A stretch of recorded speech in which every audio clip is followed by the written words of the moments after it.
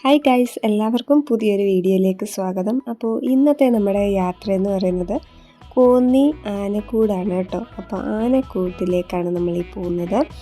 അപ്പോൾ നമ്മൾ ഇപ്പോൾ നാട്ടിലുള്ളത് എറണാകുളത്തു നിന്ന് നമ്മൾ പത്തനംതിട്ടയിൽ വന്നിട്ടുണ്ട്, വീട്ടിൽ വന്നു. അപ്പോൾ ആ ഒരു അവധി ദിവസം ശനിയാഴ്ച ദിവസമാണ് നമ്മൾ പോകുന്നത് കേട്ടോ. അപ്പം ഇന്നത്തെ ഈ ഒരു വീഡിയോ ആണ്. അപ്പോൾ നമുക്ക് നേരെ വീഡിയോയിലോട്ട് പോകാം.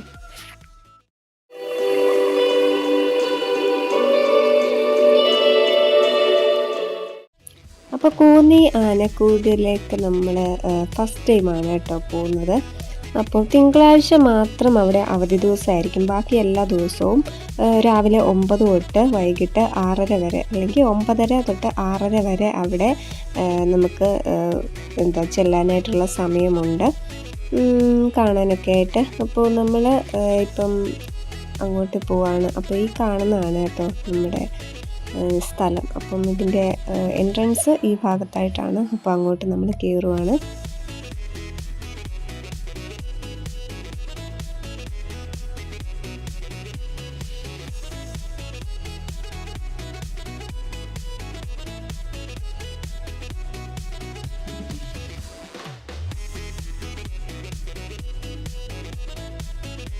അപ്പോൾ പാർക്കിങ്ങിനായിട്ട് ഇഷ്ടം പോലെ സ്ഥലം ഇവിടെ ഉണ്ട് കേട്ടോ. അപ്പം ഈ കാണുന്ന ഒരു ഏരിയയാണ് നമ്മുടെ പാർക്കിംഗ് വരുന്നത്. അപ്പോൾ ഇവിടെ നമ്മൾ കാറ് പാർക്ക് ചെയ്തു. നേരെ നമ്മുടെ ടിക്കറ്റ് കൗണ്ടറാണ് കാണുന്നത്. അവിടെ പോയി നമ്മൾ ടിക്കറ്റ് എടുത്തിരുന്നു. അതിന് ശേഷം നമ്മൾ അകത്തേക്ക് കയറി വന്നു കേട്ടോ.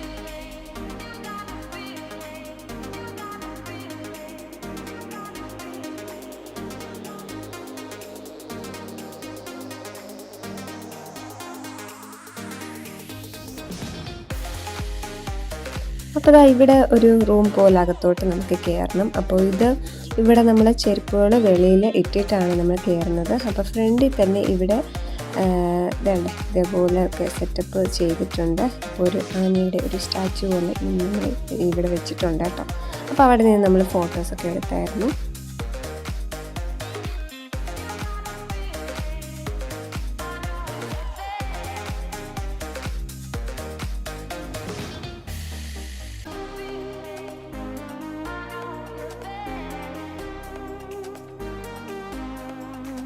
അപ്പോൾ ആനയൊക്കെ കാണുന്ന സ്ഥലത്തേക്ക് നമ്മൾ പോകുന്നുള്ളൂ. അപ്പോൾ അതിന് മുന്നേ ഈ റൂമുകളിലൊക്കെ ആനയുടെ പഴയകാല അത് തൊട്ടുള്ള കാര്യങ്ങൾ നമ്മളൊരു ഹിസ്റ്ററി പോലെ തന്നെ കൊടുത്തേക്കാണ് കേട്ടോ. പിന്നെ അത് എങ്ങനെയാണ് അത് വന്നതെന്നുള്ള പല ടൈപ്പ് ഇതൊക്കെ കൊടുത്തിട്ടുണ്ട്. അപ്പോൾ അതൊക്കെയാണ് ഇതിനകത്ത് വെച്ചേക്കുന്നത്. അപ്പോൾ ഓരോന്നിനും ഓരോരോ പേരുകൾ അവർ കൊടുത്തിട്ടുണ്ട്. അപ്പോൾ ഈ ലാസ്റ്റ് വെച്ചേക്കുന്നതാണ് നമ്മുടെ ഐസേജിലൊക്കെ കാണുന്ന മാമത്ത് എന്ന് പറയുന്ന ആന. അപ്പം അതാണ് ആ ഒരു റൂമിൽ അതൊക്കെയാണ്. പിന്നെ വരുമ്പം ഇതേപോലെ പല ആനയുടെ പടങ്ങളൊക്കെ കൊടുത്തിട്ട് വെച്ചിട്ടുണ്ട്. അപ്പം അതിൽ ഓരോന്ന് നമുക്ക് വായിച്ചു നോക്കാനുള്ള കാര്യങ്ങൾ നോളജ് അവിടെ എഴുതിയിട്ടുണ്ട്. അപ്പോൾ നമുക്കത് വായിച്ചു നോക്കാം. എൻ്റെ എവല്യൂഷനും ഫാമിലി ഒക്കെ പറഞ്ഞിട്ട് കൊടുത്തേക്കാണ് കേട്ടോ. പിന്നെ അവിടുന്ന് നേരെ നോക്കുമ്പോഴത്തേക്കും നമുക്ക് ആനയുടെ സ്കെൽറ്റനാണ് കേട്ടോ കാണുന്നത്. മൊത്തം ഫുൾ ബോഡി അവിടെ കൊടുത്തിട്ടുണ്ട്. അതിൻ്റെ തൊട്ടിപ്പുറത്ത് തന്നെ ആനയുടെ സ്കള്ള് അങ്ങനെയുള്ള കാര്യങ്ങളും വെച്ചേക്കാണ്. ഇതൊക്കെ നമുക്ക് ആനയുടെ മുള്ളട അതൊക്കെയാണ് വെച്ചേക്കുന്നത്. പല ഐറ്റംസ് ഇവിടെ വെച്ചിട്ടുണ്ട് കേട്ടോ.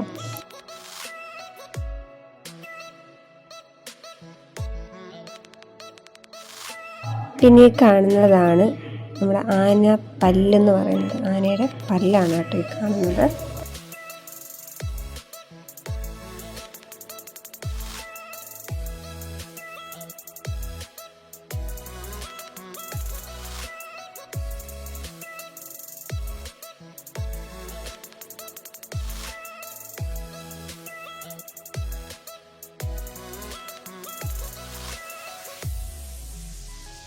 പിന്നെ ഇത് ആനയുടെ സ്കള്ളാണ് കേട്ടോ. സ്കള്ളും അതുപോലെ ലോവർ ജോ, നമ്മുടെ താടിയെല്ലാം ഉണ്ടല്ലോ, അതുമാണ് ഈ കാണുന്നത്. എന്തോരം വലുപ്പമുള്ളതെന്ന് നോക്കണം ഇപ്പോൾ. പിന്നെ ഇത് നമ്മൾ കയറി വന്നതിൻ്റെ തന്നെ നേരെ ബാക്ക് സൈഡാണ് ഈ കാണുന്നത് കേട്ടോ.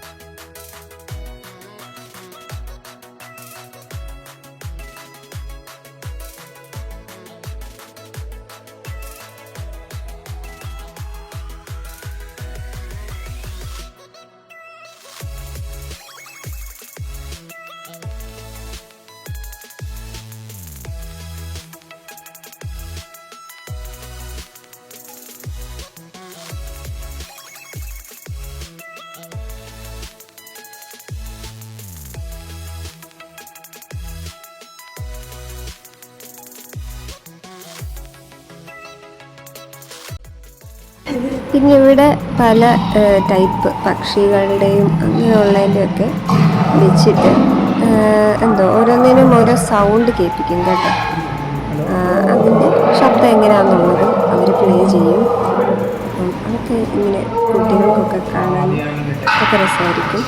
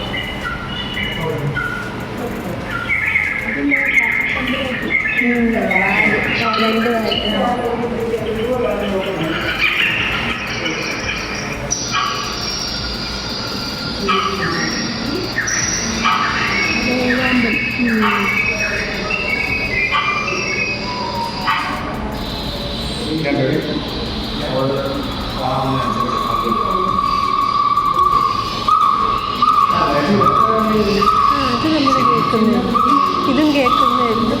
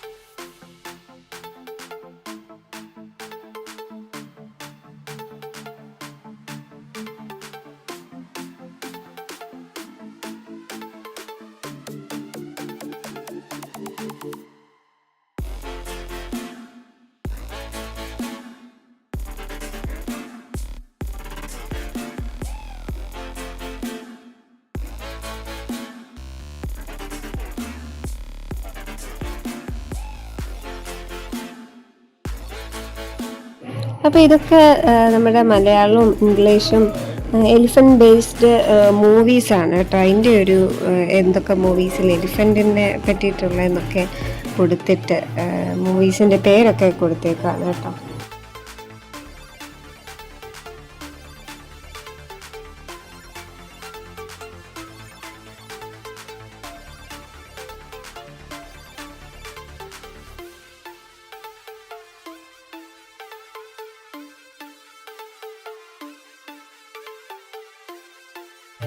ഇവിടെയാണ് നമ്മുടെ ആനകളൊക്കെ നിൽക്കുന്നത് കേട്ടോ.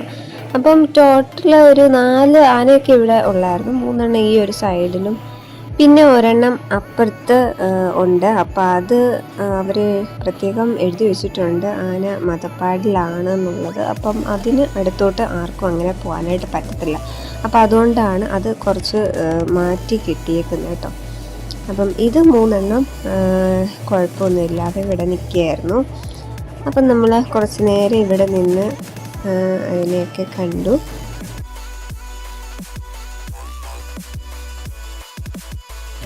അപ്പോൾ വരുമ്പോൾ തന്നെ ആദ്യം കാണുന്നത് ഈ 23 വയസ്സുള്ള ഇവ എന്ന് പറഞ്ഞിട്ടുള്ള ആനയാണ് കേട്ടോ. പിന്നെ പ്രിയദർശിനി അതും ആണെന്ന് തോന്നുന്നു. ഉള്ളതിൽ ഏറ്റവും പ്രായം കൂടുതൽ 42 കൊടുത്തേക്കുന്നത്.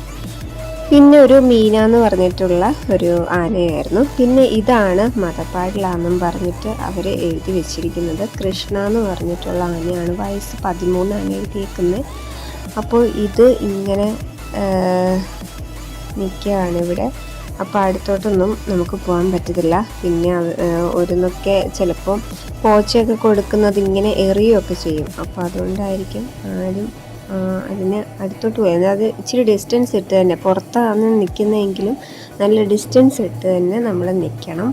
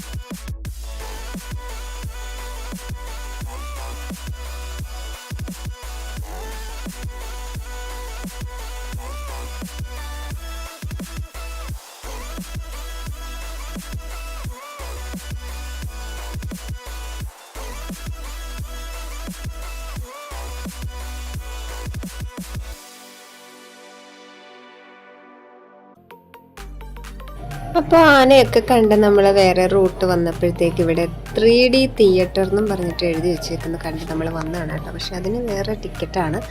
തന്നെയല്ല 10 പേരുണ്ടെങ്കിലേ ഇവരത് ആ ഷോ കാണിക്കുകയുള്ളൂ. അപ്പോൾ അതുകൊണ്ട് ആ സമയത്ത് അധികം ആൾക്കാരില്ലായിരുന്നു. നമ്മൾ 3 പേരൂടെ ചെന്നപ്പം നമ്മൾ മാത്രമേ ഉള്ളായിരുന്നു. 10 പേരെങ്കിലും മിനിമം ഉണ്ടെങ്കിലേ അവർ കാണിക്കുള്ളൂ. അപ്പോൾ അത് കാരണം നമുക്ക് കയറി കാണാനായിട്ട് പറ്റിയില്ല. നമ്മളും അധികം വൈകാതെ തന്നെ തിരിച്ചു പോകേണ്ടിയുണ്ട്. നമ്മളും അധിക നേരം വെയിറ്റ് ചെയ്തില്ല അവിടെ. അപ്പം അത് എന്താ സംഭവം എന്നുള്ളത് അറിയില്ല, 3D തിയേറ്റർ. അപ്പം നിങ്ങൾ ഫാമിലി ആയിട്ടൊക്കെ വരുന്നവർക്കാണെങ്കിൽ 10 പേരൊക്കെ അടുപ്പിച്ച് അങ്ങനെ വരുവാണെങ്കിൽ നിങ്ങൾക്ക് ഇതൊക്കെ എക്സ്പീരിയൻസ് ചെയ്യാം. 3D തിയേറ്റർ എന്നും പറഞ്ഞിട്ട് അവിടെ റൈറ്റ് സൈഡിലായിട്ട് ആരോ ഇട്ടിട്ടുണ്ട്. അപ്പോൾ അവിടെ ചെന്ന് നമ്മൾ ടിക്കറ്റ് എടുക്കുക, ഷോ കാണുക.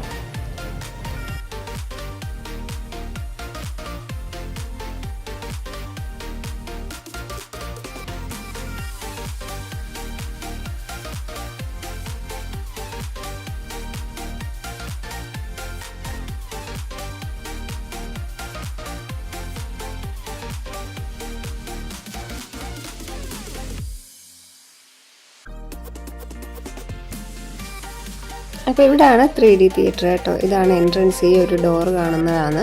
ആ നേരെ കാണുന്നിടത്താണ് നമ്മൾ ടിക്കറ്റ് എടുക്കേണ്ടത്. അപ്പം മിനിമം 10 പേരെങ്കിലും അവിടെ പറഞ്ഞിട്ടുണ്ട്. അത് കാരണം നമുക്ക് കയറാൻ പറ്റിയില്ല.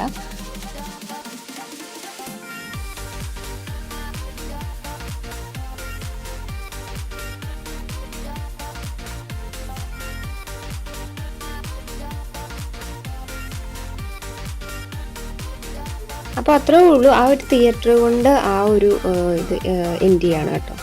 എക്കോ ടൂറിസം ഏരിയ അത്രേ ഉള്ളൂ. അപ്പോൾ ഇനി നമ്മൾ വന്ന വഴി തന്നെയൊക്കെ തിരിച്ചു പോവുകയും പിന്നെ അവിടെ നിന്ന് ഒരു ലെഫ്റ്റ് സൈഡിലോട്ട് പോകുമ്പോൾ ക്യാൻറ്റീനുണ്ട്. അവിടെ നമുക്ക് ഐസ്ക്രീമും അല്ലാതെ ചെറിയ ചെറിയ സ്നാക്സ് അങ്ങനത്തെ ഇതൊക്കെ കിട്ടും. അപ്പോൾ അവിടെ ഇരുന്ന് ഓരോരുത്തർ കഴിക്കണമെന്നുണ്ടെങ്കിൽ നമുക്ക് കഴിക്കാം.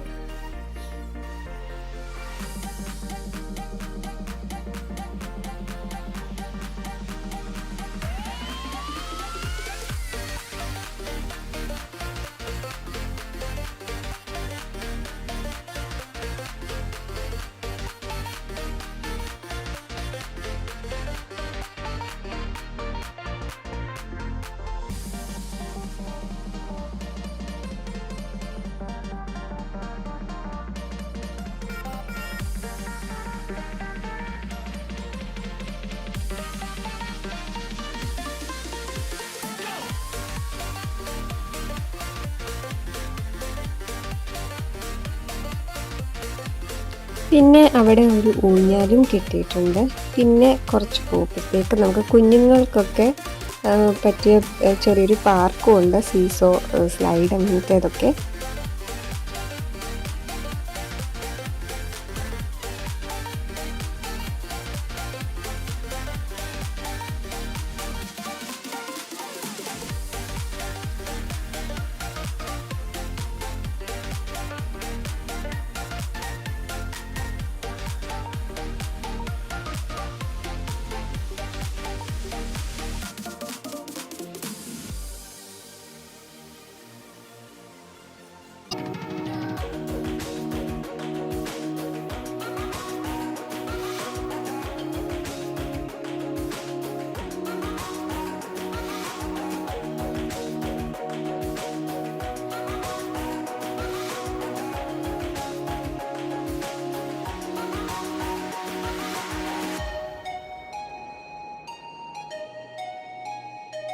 അപ്പം നമ്മൾ ആനക്കൂടൊക്കെ കണ്ടിറങ്ങി. അപ്പോൾ ഇനി നമ്മൾ വിചാരിച്ചൊരു ഇവിടെ നിന്നൊരു 14 കിലോമീറ്റർ ദൂരത്തിലാണ് അടവി എക്കോ ടൂറിസം ഉള്ളത്. അപ്പം അവിടെയും നമ്മൾ പോകാമെന്ന് വിചാരിച്ചു. അപ്പം അവിടെ കൊട്ടവഞ്ചിയിൽ നമുക്ക് കയറാം. അങ്ങനെയൊക്കെയുള്ള ഷോർട്ട് റൈഡ് ഒക്കെയുണ്ട്. അപ്പം അതിന് നമ്മൾ കയറണമെന്ന് വിചാരിച്ചില്ല. കാരണം ഓൾറെഡി നമ്മൾ ഇന്ന് ലേറ്റായി. അപ്പോൾ അത് വേറൊരു ദിവസം അതിലൊക്കെ കയറാനായിട്ട് വേറൊരു ദിവസം പോകാമെന്ന് വിചാരിച്ചു. അപ്പോൾ ഇന്ന് ഇവിടെ വരെ വന്ന സ്ഥിതിക്ക് നമുക്ക് അതുകൂടെയൊക്കെ ഒന്ന് കണ്ടിട്ട് വരാം എന്ന് വിചാരിച്ചിട്ട് നമ്മൾ പോവാണ് കേട്ടോ. അപ്പോൾ നമ്മളങ്ങോട്ടാണ് നമ്മുടെ ഇനി അടുത്ത യാത്ര. അപ്പോൾ ഇത് ഇങ്ങനൊരു വനപ്രദേശമൊക്കെയാണ്. 2 സൈഡിലും കാടായിട്ട് റോഡാണെങ്കിലും നല്ല വളവും തിരിവും ഒക്കെ ഉള്ള റോഡാണ്. അപ്പോൾ നമ്മൾ അങ്ങോട്ടാണ് ഇനി പോകുന്നത്.